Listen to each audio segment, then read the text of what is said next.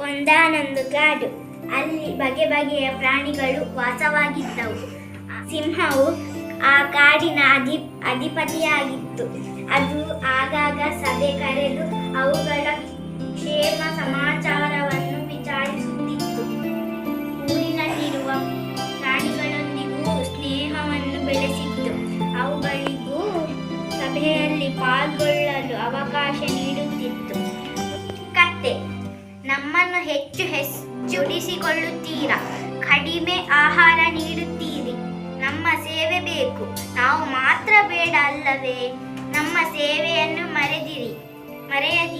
ದಯ ಇರಲಿ ಸಕಲ ಪ್ರಾಣಿಗಳಲ್ಲಿ. ಜಿಂಕೆ. ನಮ್ಮ ಬದುಕಿನ ಆಧಾರ ತಾಣ ಕಾಡು, ಅದನ್ನು ನಾಶ ಮಾಡುತ್ತಿದ್ದೀರಿ. ನಮಗೆ ತಿನ್ನಲು ಹುಲ್ಲಿಲ್ಲ, ಮಲಗಲು ಮರದ ನೆರಳಿಲ್ಲ. ಕಾಡು ನಿಮಗೂ ಬೇಕು, ನಮಗೂ ಬೇಕು. ನಮ್ಮನ್ನು ಉಳಿಸಿರಿ, ನೀವೂ ಉಳಿರಿ. ಮೊಸಳೆ. ನೀರು ಅಮೂಲ್ಯ ಸಂಪತ್ತು, ಅದನ್ನು ಹಾಳು ಮಾಡುತ್ತಿದ್ದೀರಿ.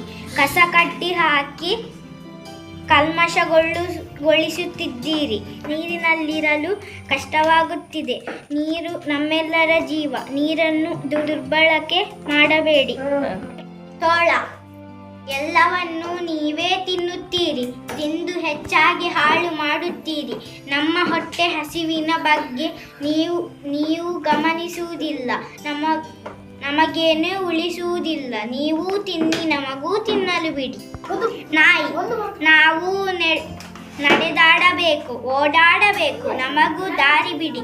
ಹಾದಿ ಬೀದಿಯಲ್ಲಿ ನೀವು ಮತ್ತು ನಿಮ್ಮ ವಾಹನಗಳೇ ತುಂಬಿವೆ. ಮೈ ಮೇಲೆ ಎಚ್ಚರವಿಲ್ಲದಂತೆ ಸಾಗುತ್ತೀರಿ, ಇತರರಿಗೂ ತೊಂದರೆ ಕೊಡುತ್ತೀರಿ. ಸರಿಯಾಗಿ ಚಲಿಸಲು ಬಿಡಿ. ಹುಂಗ. ನಮಗೂ ಶಾಂತಿ ನೆಮ್ಮದಿ ಬೇಕು. ನೋವಿನಲ್ಲೂ ನಲಿವಿನಲ್ಲೂ ಪಟಾಕಿ ಸಿಡಿಸುತ್ತೀರಿ. ನಮ್ಮನ್ನು ಓಡಿಸಲು ಹಾರಿಸುತ್ತೀರಿ. ನಮ್ಮ ಹೃದಯವೇ ಸಿಡಿದು ಹೋದಂತಾಗುತ್ತದೆ. ಮತ್ತು ಗುಂಡು ಸಿಡಿಸಬೇಡಿ, ಶಾಂತಿಯನ್ನು ಕೆಡಿಸಬೇಡಿ. ನಿಮ್ಮನ್ನು ಮೆಚ್ಚಿಸಲು ನಮಗೂ ಮನಸ್ಸಿದೆ. ನೀವು ಟಿವಿ ನೋಡುತ್ತೀರಿ, ಇಲ್ಲದೆ ಮೊಬೈಲನ್ನು ಮುದ್ದಿಸುತ್ತೀರಿ. ಆದರೆ ನಿಮ್ಮ ಪಕ್ಕದಲ್ಲೇ ಇರುವ ನಮ್ಮನ್ನು ಕಣ್ಣೆತ್ತಿ ನೋಡುವುದಿಲ್ಲ. ಈ ಉಪೇಕ್ಷೆ ಬೇಡ. ನಾವು ನಿಮ್ಮೊಂದಿಗಿದ್ದೇವೆ, ನಮ್ಮನ್ನು ಮುದ್ದಿಸಿರಿ.